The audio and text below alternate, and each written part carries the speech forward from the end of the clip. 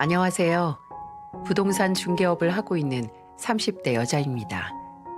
사람이 한 가지의 거짓말을 하면 그 거짓말을 감추기 위해 7개의 거짓말을 하게 된다는 말 들어보셨나요?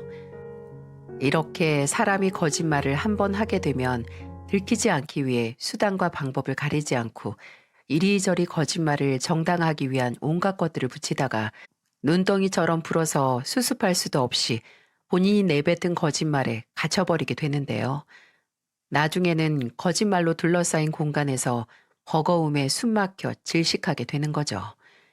근데 거짓말을 위한 수단에는 또 다른 거짓말뿐이 아니었습니다. 저는 그렇게 파멸길로 간 사람을 한 명 알고 있고 그 이야기를 하기 위해 이렇게 사연을 보내게 됐어요. 저는 20대 중반부터 공인중개사 시험을 준비해서 부동산 중개 일을 하게 됐는데요. 적성에도 맞고 실력도 있어서 이 바닥에서 남들보다 이른 나이에 일을 시작했어도 단 한 번의 슬럼프가 온 적이 없었어요.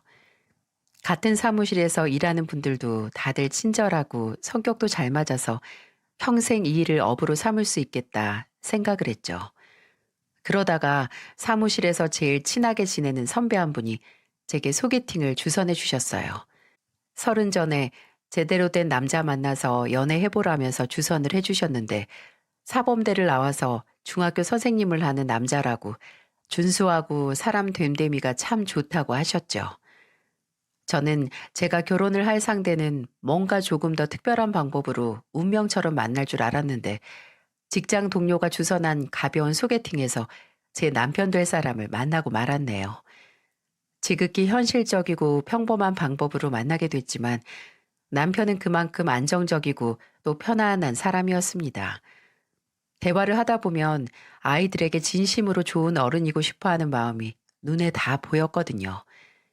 남편의 휴대폰 속에 가르치는 아이들과 찍은 사진을 종종 발견하면 남편은 눈을 빛내면서 한 명 한 명 누군지 제게 말을 해줬죠. 얘는 소영이, 얘는 지혜. 아, 여중 애들 진짜 힘들어. 웬만한 남자애들보다 목소리도 크고 말도 많고 힘도 무지 세. 저번에는 지들끼리 놀다가 문짝 하나 망가뜨린 거 알아? 여중생이 소녀라는 거 다 미디어가 만들어낸 거짓말이야. 내 동생은 그나마 학생 때 좀 조용해서 몰랐는데 이 학교 와서 처음 알았어. 민혁 씨 앞에서나 조용했던 거지 학교에서는 아마 비슷했을걸. 오빠랑 노는 게 뭐가 재밌다고. 나도 중학교 때가 제일 재밌었는데 애들 점심시간 전에 미리 책상 밖으로 발레 놓고 나갈 준비하지 않아?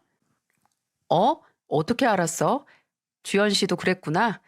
4교시에 수업 들어가면 애들이 오늘 점심 뭐냐고 쏙닥거리면서 들떠 있는 거 진정시키느라고 진 다 빼. 꼭 한두 명씩 오늘 점심 뭐냐고 쪽지로 돌리고 있다니까. 그래도 그때가 즐거웠지. 학교에 밥 먹고 친구들이랑 놀려고 다녔으니까. 민혁 씨도 이렇게 힘들다고 툴툴거리긴 해도 애들 귀엽잖아. 애들 얘기할 때마다 즐거워 보이는 게 다 눈에 보여. 스승의 날이나 남편의 생일날 남편이 받아오는 편지들을 보면 남편이 얼마나 좋은 선생님이었는지 알 수 있었네요.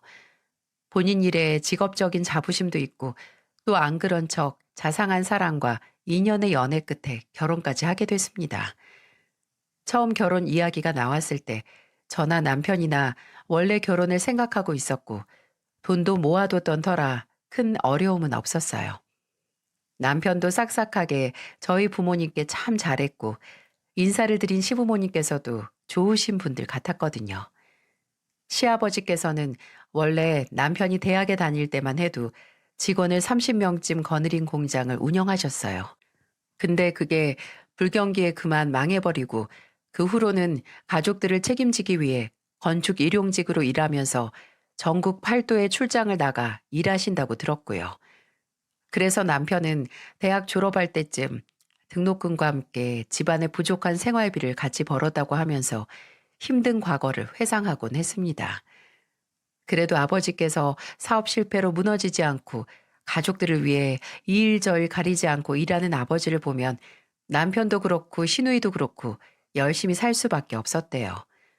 그나마 본인은 대학교 3학년 때까지 집에서 등록금 받으면서 편하게 다녔는데 막 대학 입학한 동생이 학업과 동시에 등록금 버느라 진짜 고생했다고 했죠.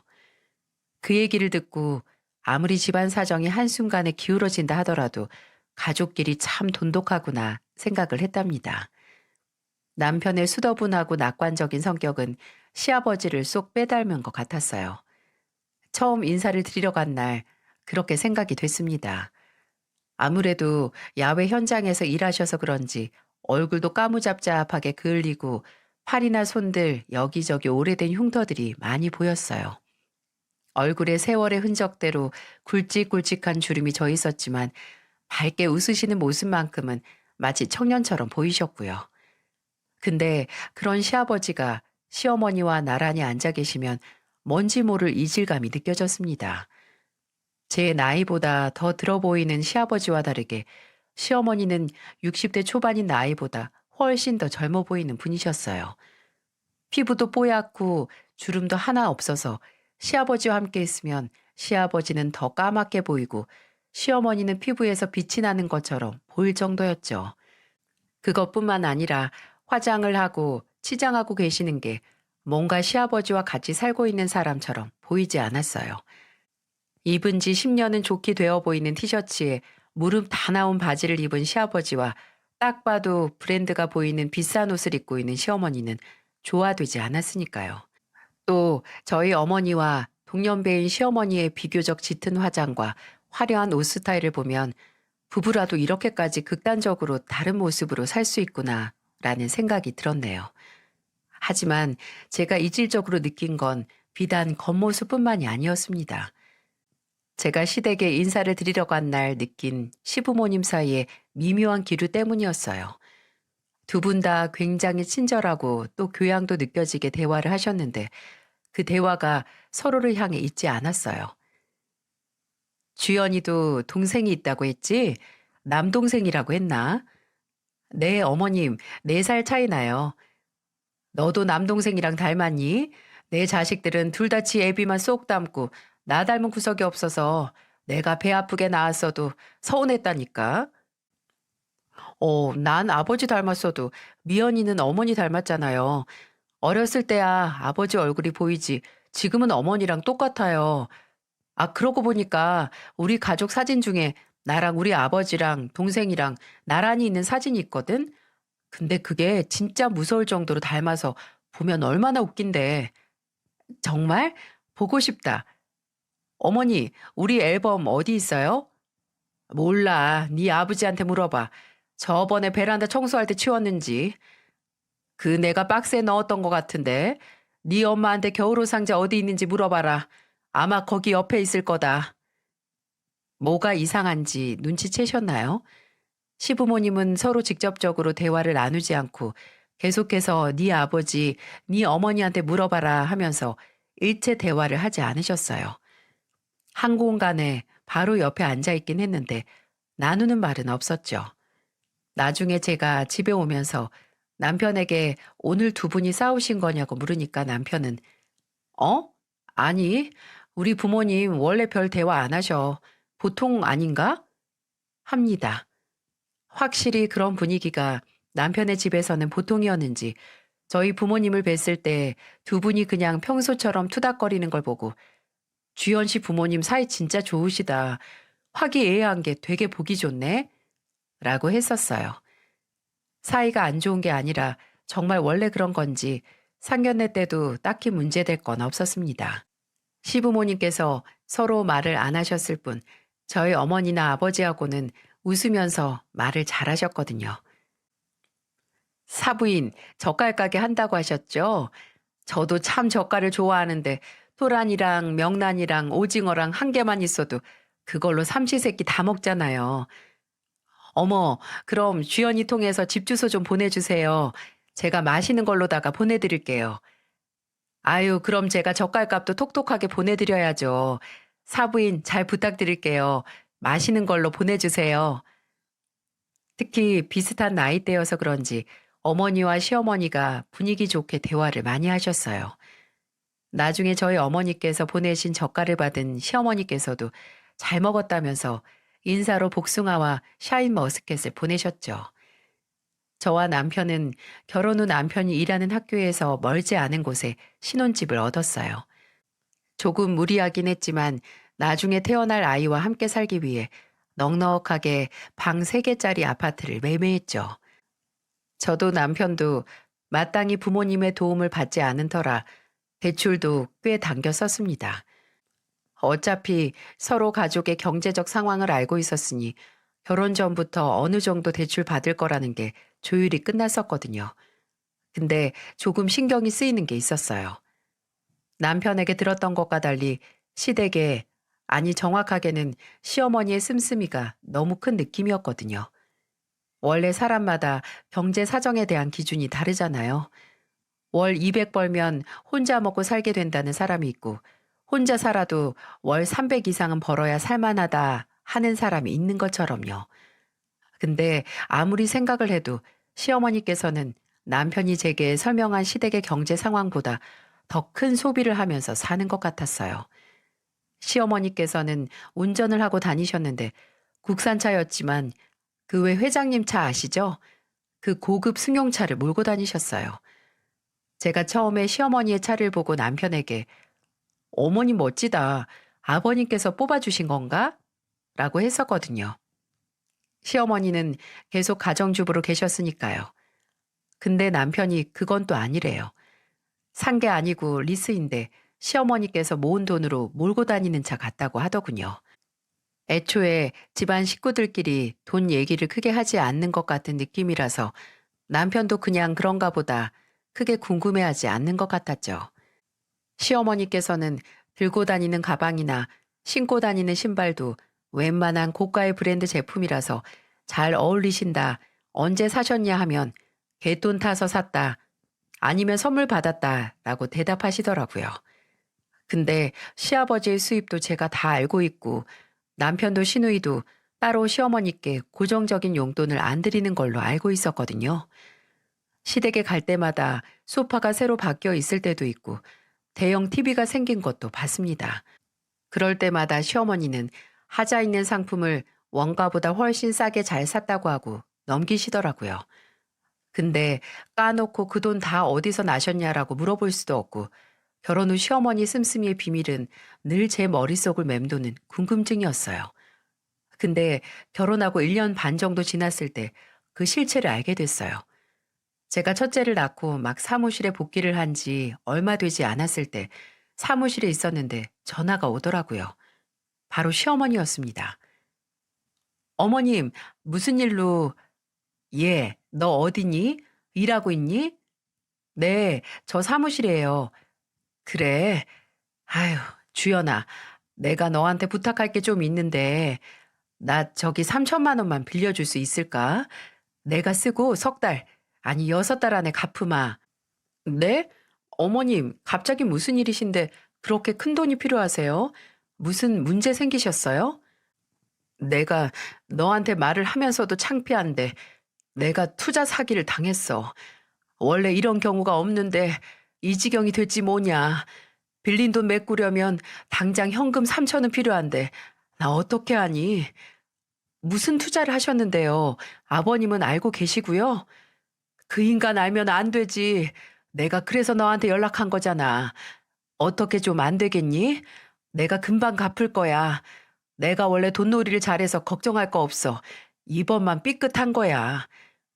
어머님, 근데 저희도 지금 집 살 때 받은 대출금 내느라고 여윳돈이 하나도 없는 수준이에요. 그리고 정윤이도 태어나서 안 그래도 생활비가 빠듯한데 3천은 좀 저희도 어려울 것 같아요. 넌 지금 네 시애미가 다 죽게 생겼는데 어렵다는 소리가 나오니? 내가 이 돈 없으면 당장 죽어도 너 못 준다는 거야? 갑작스럽게 돈을 빌려달라 소리를 들은 것도 당황스럽고 어이가 없는데 너무 큰 금액에 어렵다고 하니까 저 소리를 하시더군요. 저는 거기서 네, 못 드려요. 다른 곳을 알아보시던가 아버님께 말씀드려보세요. 라고 하진 못하고 남편과 상의 후에 다시 연락을 드리겠다고 하고 전화를 끊었죠. 바로 남편에게 전화를 해서 자초지종을 설명하니까 남편은 어머니가 그러셨어? 3천이라고? 하면서 한숨을 푹 쉬더라고요. 3천을 어디서 나 지금. 아, 미치겠네. 그냥 아버지께 말을 하거나 해야지. 아버님께 말을 못하니까 우리한테 도와달라고 하신 거지. 다는 못해도 일부분만이라도 어떻게 도와드릴 수 없을까? 그럼 일단 내가 1,000만 원 내일까지 보낸다고 할게. 동생한테 말하고 나 지금 주식 넣는 데서 빼면 1,000은 만들 수 있을 것 같아. 남편은 본인이 어머니께 전화해서 말하겠다고 하고 전화를 끊었어요. 근데 한 20분 뒤 다시 시어머니께 전화가 왔습니다. 전화를 받으니 당장 들리는 말이 뭔 줄 아세요? 야, 네가 민혁이한테 무슨 말을 했길래 우리 아들이 나한테 1,000만 원밖에 안 준다고 하니? 네가 뭐라고 했지? 다 주지 말고 꼴랑 1,000만 원으로 입시 쓰라고. 어머님, 저 그런 적 없어요. 1,000만 원도 지금 어떻게든 끌어와서 드리는 건데 왜 그렇게 없는 얘기를 혼자 상상해서 열을 내세요. 일단 1,000만 원 받으시면 급한 불부터 끄세요. 그 푼돈 주면서 유세 떨지 마라. 내가 너 앞으로 지켜볼 거야. 남편이 어렵다는 걸 제가 일부라도 어떻게 해서 빌려드리자는 건데 진짜 어처구니가 없더군요. 동시에 그동안 시어머니의 출처를 모르던 사치와 씀씀이가 모두 여기저기 투자를 하고 받은 돈이 원인이었다는 것도 충격적이었어요. 남편도 시누이도 시아버지께서도 전혀 모르고 있던 사실이었거든요. 투자 사기를 당한 후에는 이제 투자에 손 떼겠다면서 일을 시작하셨어요. 남편이 아버지께 말하기 전에 더 이상 투자를 하지 말라고 단단히 경고를 했거든요. 근데 이렇게 빨리 일을 시작할 줄은 몰랐습니다. 또 나이가 있으셔서 혹시 갑자기 단순 노동을 시작하시려나 했는데 보험 대리점에서 일을 시작하신 겁니다. 보험 설계사로요. 저도 남편도 놀랐어요. 60이 넘은 사람을 쉽게 써주는 곳도 잘 없는데 그곳이 보험 판매 일이라니 의아했죠. 비슷한 업계 경력도 없어서 대체 어떻게 취직을 하실 수 있었나 했더니 알고 보니 거기에 지인이 다니고 있다고 그 지인이 다리를 놔줘서 할 수 있었다고 하시더라고요.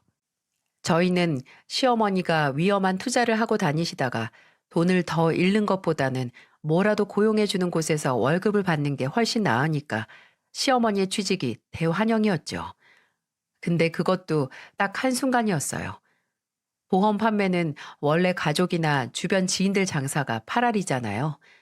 저희 가족도 시누이의 가족도 모두 시어머니의 권유로 이런저런 보험에 가입을 했고 심지어 저희 부모님까지 시어머니의 권유를 가장한 부탁으로 생명보험하고 암보험을 드셨어요.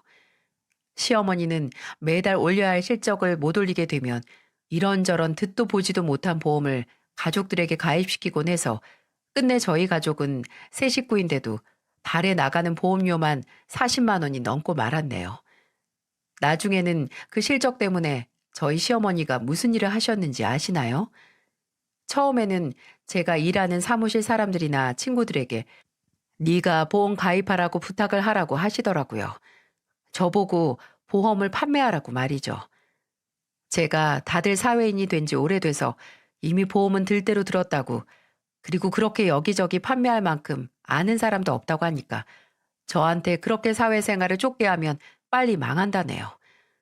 그리고 제 지인들이 아닌 고객들에게 눈을 돌리더군요. 하루는 한창 사무실에서 고객들을 상대하고 있는데 문이 열리면서 시어머니가 들어오시는 겁니다. 그럼 상의 후에 아내분이랑 어머님. 아유, 일하고 있었니? 미안하다. 내가 바쁠 때 왔구나. 전혀 미안하지 않은 표정으로 태연하게 사무실로 들어오는 시어머니. 기함을 했어요. 다행히 고객하고 이야기가 끝나갈 참이라서 급하게 저는 고객에게 인사를 하고 배웅을 하기 위해 일어났습니다. 그럼 내일 모레 같은 시간에 뵐게요. 서류는 이소님 계약하셨니? 아파트, 빌라? 아니면 땅? 제가 얘 CM이 되는 사람인데 보험 일을 하거든요. 이번에 좋은 전세 보증 보험 상품이 나왔는데 오신 김에 팜플렛 좀 받아가세요. 아, 화재 보험도. 어머님, 그만하세요. 아, 죄송해요. 최 사장님. 저희 어머니께서 부침성이 너무 과하셔서 그럼 다음에 뵐게요. 저는 헐레벌떡 고객을 사무실에서 내보냈어요. 등에서는 식은땀이 쫙 나고 어디 숨고 싶더라고요. 아무리 실적에 눈이 멀었어도 이건 너무한 거 아닌가요? 남이 일하는 사무실에 나타나서 다짜고짜 본인 보험 영업을 하다니요. 어머님 지금 뭐 하시는 거예요? 저 지금 일하는 중이고 저분은 제 고객이에요. 이거 엄연히 영업 방해예요. 내가 얼마나 급하면 여기까지 와서 이러겠니? 나도 이러기 싫다. 근데 너도 참 너무한다. 네 시모가 보험 일 하는 거 알면 네가 알아서 어려우니 사무실에 부동산 관련 보험 책자도 놓고 내가 이렇게 안 와도 먼저 고객들 오면 끼워 팔기로 말해줄 수도 있잖아. 제가 대체 왜요? 이게 무슨 콩나물 팔면서 떠리로 시금치 파는 것도 아니고 어머님 말대로 보험까지 얘기했다가 계약 파기되면 어머님이 책임지실 거예요? 방금 그 고객도 어머님 보고 기겁해서 약속된 날 안 나타나면 어머님께서 책임지실 거냐고요. 대체 왜 이러세요? 제 호소에 가까운 얘기에도 시어머니는 아랑곳하지 않고 사무실 곳곳에 본인이 가져온 보험 안내 책자를 두고 나갔어요. 진짜 얼마나 열불이 났는지 너무나 이기적이고 저를 무시하는 행동이라고 생각을 했어요. 이 사건 이후로 저와 시어머니 사이는 급속도로 서먹해졌습니다. 원래 그렇게 다정다감한 사이도 아니었지만 그래도 웃으면서 볼 수는 있었는데 어느 순간부터 시어머니 곁에 있으면 제 표정이 굳는 거예요. 그래도 종종 시댁에 가서 식사를 하면 항상 식탁 위에 올라오는 저희 어머니 가게 젓갈을 보고 싱숭생숭했어요. 그래도 사돈네 가게라고 젓갈을 주문해서 여기저기 선물도 하시고 늘 댁에서도 기본 반찬으로 드셨거든요. 이런 걸 보면 그렇게 나쁜 분은 아닌데 일을 시작하시고 경제적 여유가 사라져서 성격이 변하셨나 했고요. 근데 그것도 다 제 순진한 착각이었죠. 제가 결혼을 하고 5년 정도 지났을 때 저희 어머니께서 위암에 걸리셨어요. 어머니가 시어머니의 권유로 암보험에 들고 1년 정도 지났을 때였죠. 이게 참 타이밍이 잘 맞았다고 하기도 애매한 게 암에 걸린 게 타이밍이 좋았다고 하기도 뭐하잖아요. 그래도 저희 어머니는 그때 강요에 의해 보험료가 높은 암보험을 들어서 다행이었다고 사부인한테 고마워할 일이라고 하셨어요. 수술은 다행히 무사히 끝났고 저희 친정 어머니께서도 무탈하게 회복을 하셨어요. 항암 치료 일정이 남았지만 어머니 컨디션도 좋았고 남은 보험료 덕분에 치료비와 약값 정도도 없어서 위기는 넘긴 거였죠. 어머니께서도 계속 아버지께 맡기거나 닫았던 가게 문을 열어서 일을 하실 수 있으셨어요. 근데 하루는 어머니께서 제게 전화를 하셔서 퇴근하고 잠깐 가게에 들르라고 하시더라고요. 원래 제 퇴근 시간보다 먼저 가게 문을 닫으시는 어머니인데 기다리신다고요. 혹시 또 몸에 이상이 생기셨나? 다른 걱정거리가 있으신가 해서 평소보다 더 일찍 퇴근을 해서 어머니 가게로 갔습니다. 제가 서둘러 들어가니 마감한 가게 안에 저희 어머니께서 오두커니 앉아 계시더군요. 제 불안은 그 모습을 보고 더 커졌고요. 제가 발걸음을 재촉해서 들어가서 혼자 있는 어머니께 무슨 일이냐고 묻자 어머니는 근심이 가득한 얼굴로 입을 떼셨고 그 입에서 나오는 말은 정말 뭐 하나 부시고 싶을 정도로 제 분노를 유발했네요. 너나 송서방한테 말 안 했는데 사실 2달 전부터 사부인이 가게에 자주 왔었어. 어머님이요? 왜? 시댁 식탁에 우리 집 젓갈이 많이 보이긴 했는데 젓갈 사러 오신 거예요? 아니, 그건 그냥 온 김에 사간 거고 그냥 처음에는 근처 왔다가 들렀다고 이런 얘기 저런 얘기 하고 가고 몸 괜찮냐고 하면서 뭐 하나씩 쥐어주고 가는 거야. 과일이나 주전부리 같은 거. 근데 왜 나한테 말을 안 했어요? 사부인이 말하지 말라고 해서 안 했지. 요새 너랑 사이도 서먹했다며. 본인이 실수한 것 같다고 미안하다고 괜히 여기 들락날락 하는 것도 네가 신경 쓸 것 같으니까 하지 말라고 해서. 그래서 오면 사는 얘기하고 좀 친해졌었지. 뭐야? 2분 친구 된 거예요?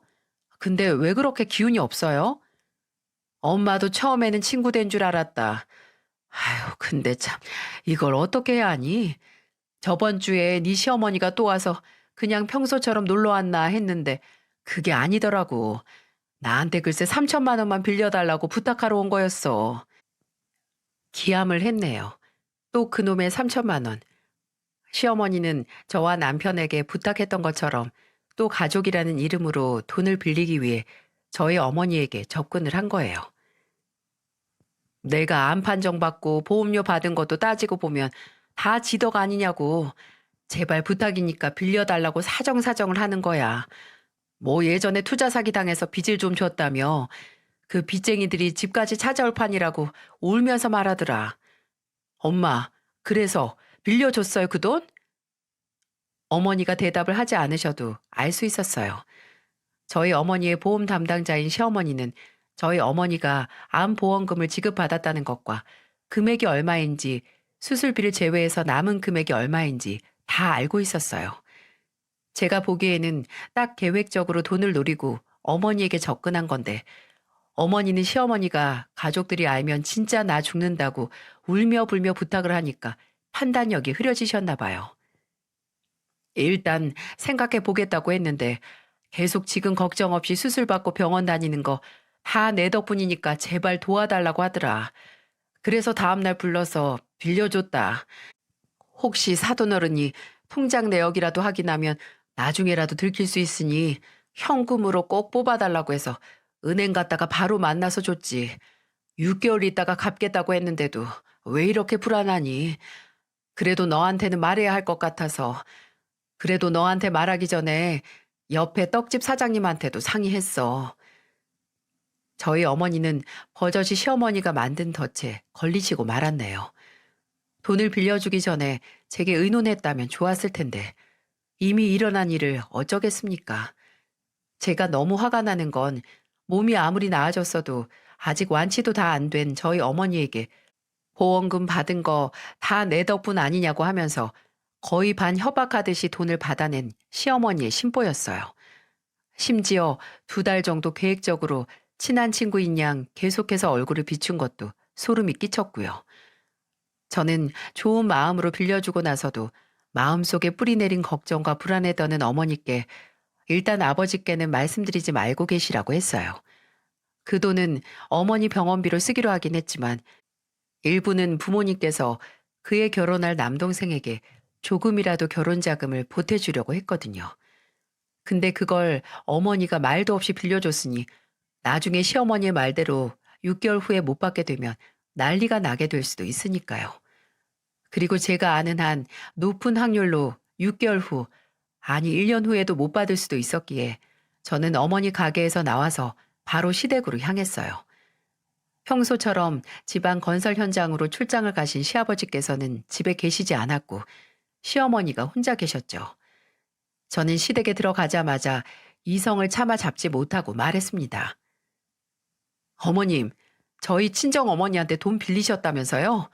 어머니 앞으로 나왔던 보험금 중에 남은 3천만 원. 어머님, 그거 무슨 돈인 줄 알면서 빌리신 거예요? 무슨 소리를 하나 했더니 내가 그걸 모르겠니? 내가 추천해서 들어준 상품인데. 근데 너희 어머니가 나 딱 해서 저 병원비로 쓸 돈 포기하고 준 거야. 내가 무슨 그 돈을 훔쳤니? 정당하게 빌린 건데. 그것뿐만이 아니라 부모님께서 그 돈으로 올해 말에 제 동생 결혼 자금으로 주시려고 한 돈이에요. 그때까지 그 돈 갚을 수 있으세요? 어머, 언제 갚는다는 말은 안 했는데? 그냥 내 상황 좋아지고 죽기 전까지 갚으면 되는 거 아니니? 네 어머니도 언제까지 갚으라고는 안 했다. 어머니 입으로 6개월 안에 갚겠다고 하셨다면서요. 내가 언제 그랬다니? 아유, 사부인이 착각하셨나 보네. 나 갚을 거야. 갚을 건데 그 돈을 어떻게 내 월급에 반년 만에 갚니? 나 대신 고객들한테 보험 판매해주는 며느리도 없는데. 어머님, 그럼 아직 완치도 안 된 저희 어머니한테 그렇게 고의적으로 늦게 갚을 목적으로 돈을 빌리신 거네요? 진짜 제정신이에요? 사람의 호의를 그런 식으로 이용하고 밤에 잠은 오시냐고요? 됐어요. 저 이 일 아버님이랑 남편한테 말할 테니까 그렇게 아세요. 네가 말하면 나는 네 아버지한테 말할 거야. 사돈어른한테. 돈 빌려준 거 사돈어른 모르게 몰래 사부인이 빌려준 거잖아. 들어보니까 사돈어른이 알게 되면 사부인도 고생 꽤나 하실 텐데. 부모가 대판 싸우고 갈라서는 꼴 보고 싶으면 뭐 내 아들이나 남편한테 말하던가 하렴. 거의 협박이 습관인 사람 아닌가요? 태연하게 저희 아버지에게 돈 빌린 걸 알리겠다고 떵떵거리길래 질려서 그냥 대꾸도 없이 시댁에서 나왔어요. 솔직히 아버지가 아셔봤자 차라리 알고 어머니랑 싸우고 그 돈을 받아내는 게 낫지 뭐가 무섭겠어요? 근데 별다른 준비 없이 집안길에 개싸움 나는 것보다 기다렸다가 아예 확실하게 받아내는 게 낫지 않을까 싶어서 그날은 그냥 넘어갔어요. 남편이나 시아버지께도 말을 하지 않았고요. 근데 며칠 후에 어머니께서 죄책감을 못 이기시고 아버지께 사실을 털어놨나 보더라고요. 어머니께서는 진이 다 빠진 목소리로 아버지께 말하고 한판 다퉜다고 말하시더군요. 그리고 하시는 말이 아버지가 사실을 다 아셨겠다.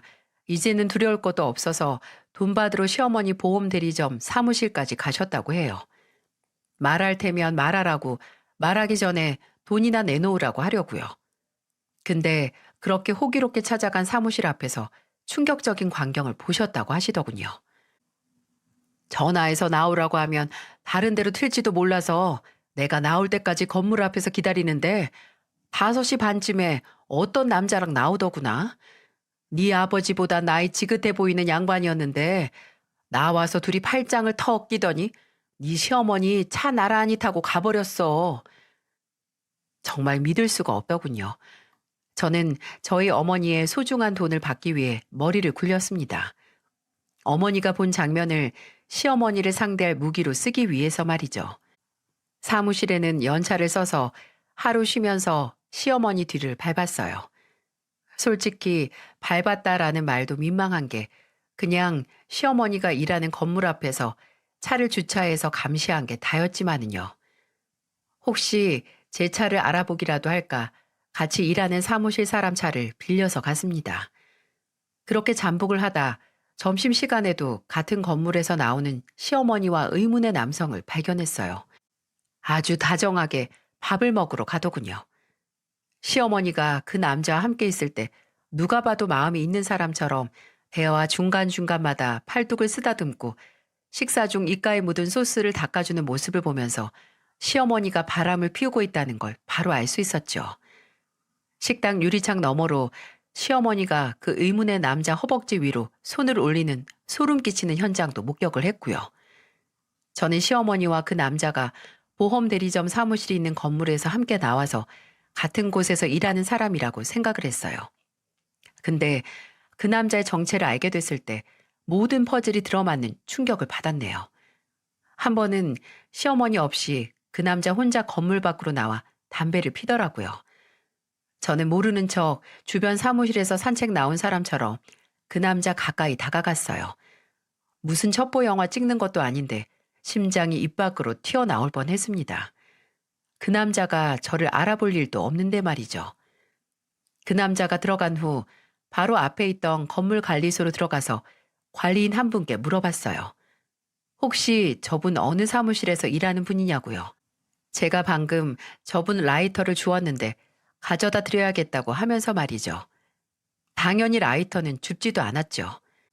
다행히 관리인은 별다른 의심 없이 4층 땡땡 보험 대리점에서 일하는 사람이라고 그 회사 대표라고 설명까지 해주시더군요.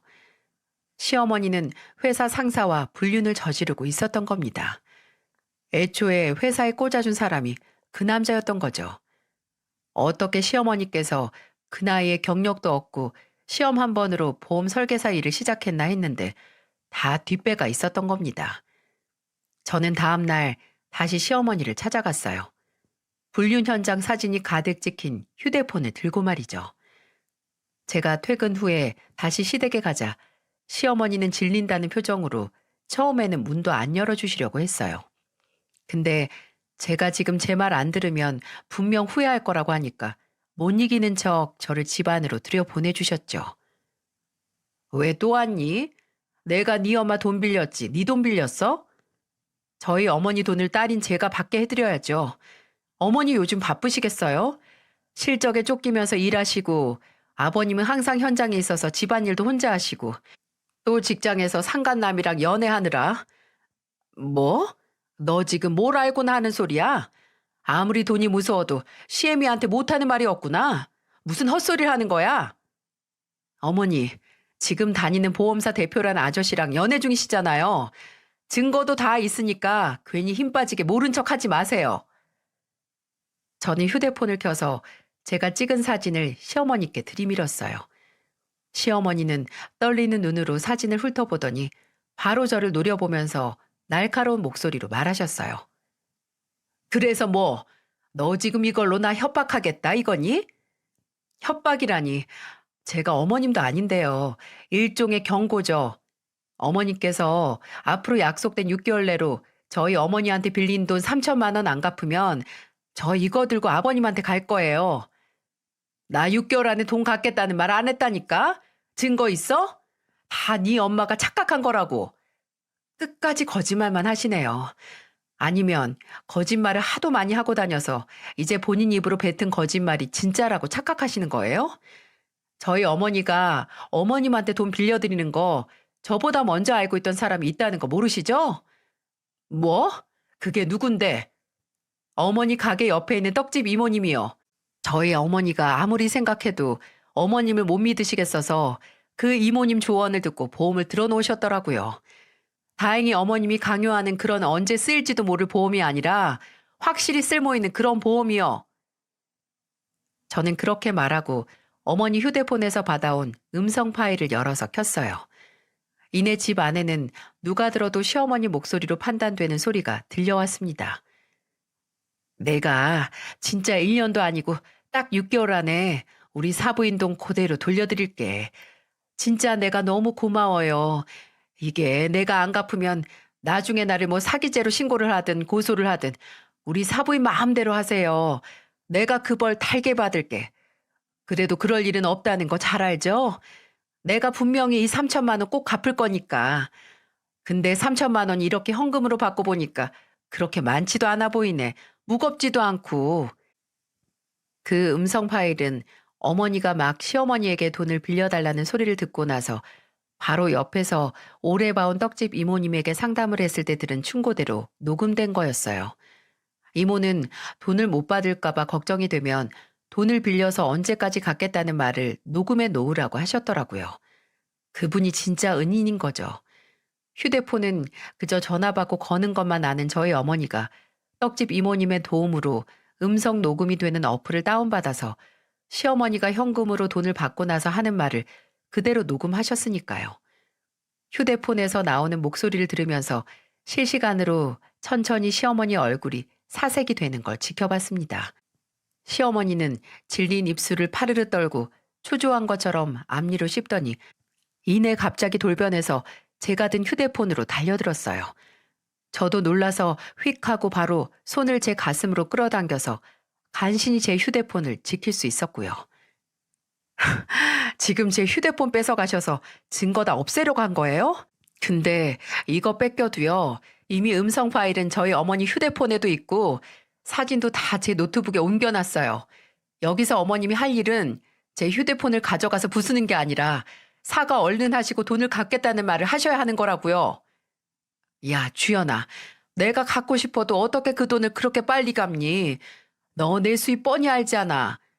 그렇게 잘하시는 분이 무슨 생각으로 저희 어머니한테 돈을 빌려가고 6개월 안에 갚겠다는 약속을 하셨어요? 그거 그냥 안 갚겠다는 생각이었잖아요. 아니에요? 주연아, 그럼 1년, 딱 1년만 더 시간을 주라. 내가 그럼 꼭 갚을게. 맹세한다. 됐어요. 시간 더 주면 어머님은 어떻게 빠져나갈까 궁리만 할 시간 느는 거죠. 여기 녹음된 대로 6개월 안에 갚으세요. 그리고 이전에 저희 어머니께 이용해서 미안하다고 무릎 꿇고 사과부터 하세요. 안 그러면 진짜 이 사진 들고 아버님 찾아가서 다 말할 거고 돈도 그 기간 내로 안 갚으면 고소해버릴 거니까. 어머니한테 무릎 꿇고 사죄할 시간도 딱 3일 드릴게요. 가서 정중하게 사과하고 돈도 꼭 반년 안에 갚겠다고 하세요. 본인이 뿌린 씨는 알아서 거두셔야죠. 시어머니가 아무리 제 앞을 막고 저를 붙들며 애절하게 한 번만 봐달라고 울면서 말해도 저는 더 이상 말하지 않고 시댁에서 나왔습니다. 그리고 딱 3일 후에 저희 어머니에게 연락이 왔네요. 아까 사부인이 찾아와서 울면서 미안하다고 했다고 말이죠. 가게 안으로 들어오자마자 아주 대성통곡을 하더라. 미안하다고. 보험금 빌려달라고 한 것도 지덕이라고 협박한 것도 다 미안하다고 무릎 꿇고 싹싹 빌던데 주연이 너 대체 뭘 한 거니? 내 돈도 어떻게 해서든 6개월 내로 꼭 갚는다고 걱정 말라고 하더라. 그거 진짜일까? 호의를 이용당했던 저희 어머니가 사과를 받으셔서 그나마 제 속이 풀리더군요.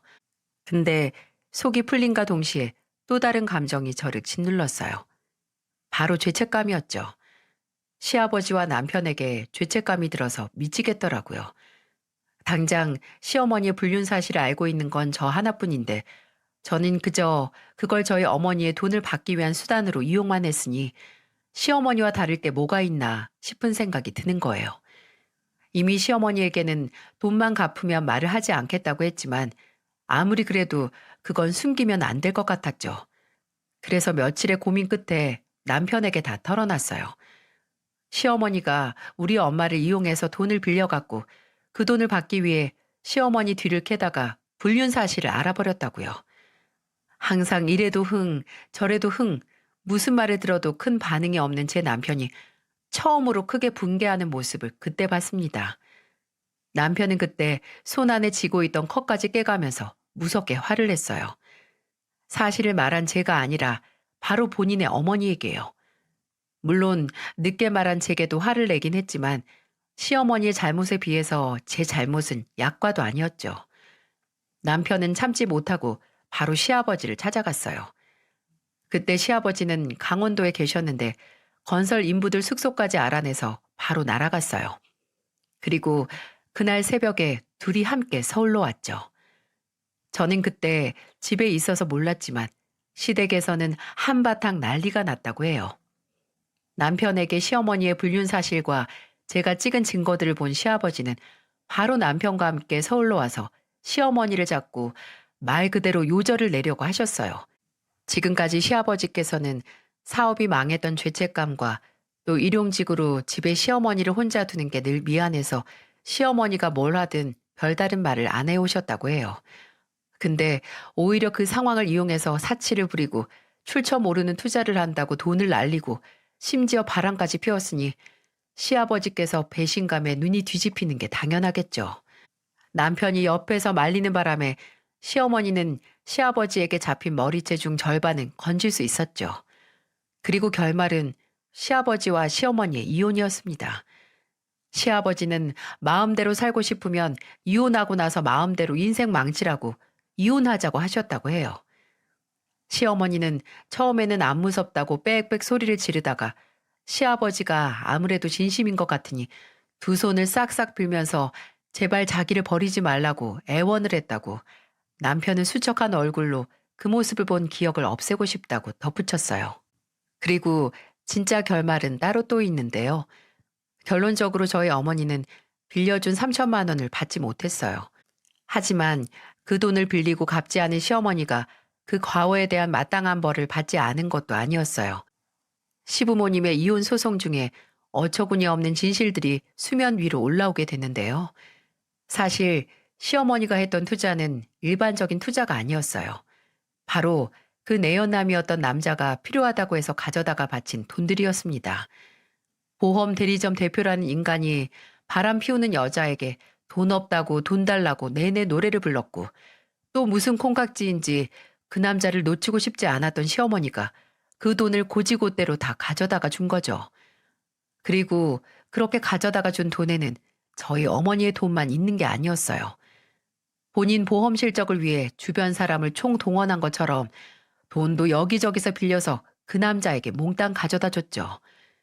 시어머니가 저희 어머니를 비롯한 사람들을 이용했던 것처럼 그 남자도 바로 시어머니를 이용한 거죠. 진짜 소름 끼치는 먹이사슬 아닌가요? 저희 어머니는 그 수많은 채권자들에게 단체 고소를 당했어요. 그리고 이혼 소송과 맞물려서 끝내 합의도 못해서 구속이 됐습니다. 시어머니는 한순간에 범죄자가 돼서 징역 9개월을 선고받고 지금도 형기를 채우고 있어요. 시아버지와 남편은 시어머니가 빌려간 3천만 원을 갚지 못한 게 못내 신경이 쓰였는지 저희 집에 1,500만 원을 보냈어요. 시아버지는 철을 잘못 둔 본인의 잘못도 있다면서 사돈총각 결혼 자금으로 조금이나마 보탤 수 있었으면 한다고 말하셨고요. 평생 성실하게 살아온 시아버지께 이런 일은 너무 가혹하고 삶이 너무 잔인하다는 생각이 들었어요. 저도 남편도 이혼하고 감옥에 간 시어머니 때문에 혼자 남은 시아버지만 생각을 하면 가슴이 먹먹했죠. 저도 남편도 혼자가 된 시아버지께 조금이나마 더 신경을 쓰려고 노력하고 있고요. 남편은 지금도 종종 술을 마시면 어떻게 나를 낳아준 사람이 그런 짓을 할 수가 있냐고 푸념을 털어놓곤 합니다.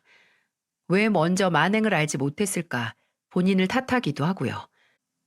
그 얘기를 들을 때마다 저는 그저 옆에서 어깨를 토닥거려 주면서 당신은 당신 어머니와 전혀 다른 사람이고 이제 어머니에 대한 기억은 천천히 잊어가자고 했죠. 남편이 그 상처에서 치유될 수 있게 제가 옆에서 힘이 되어주려고요. 마치 시어머니가 본인의 욕심과 비틀린 욕망을 위해 거짓말들로 견고히 쌓아올린 성이 무너지는 현장을 목격한 것 같네요. 하지만 거짓말로 쌓은 성의 벽이 얼마나 단단하겠어요? 구멍이 숭숭 나서 언제 무너져도 이상할 것 하나 없겠죠. 시어머니는 그렇게 무너진 성 잔재에 깔려서 쓸쓸한 결말을 맞이하게 된 겁니다. 아마 나중에 형기를 다 채우고 사회로 나와도 비슷하게 살지 않을까 해요. 듣기로는 그 불륜남이 하던 보험 대리점도 무슨 소송에 휘말려서 문을 닫을 것 같더라고요. 시어머니가 나와도 이제 정말 돌아갈 곳이 없어진 거죠. 그저 나중에라도 본인의 죄를 반성하고 남은 인생을 살길 바랍니다. 남편도 저도 시어머니가 감옥에서 나와도 만날 생각이 없고 그저 인간의 도리로서 훗날 장례식에나 찾아가지 않을까 싶네요. 저희 가족은 한 사람으로 인한 상처를 씻고 진실된 삶을 묵묵히 살아가겠습니다. 모두들 행복하세요.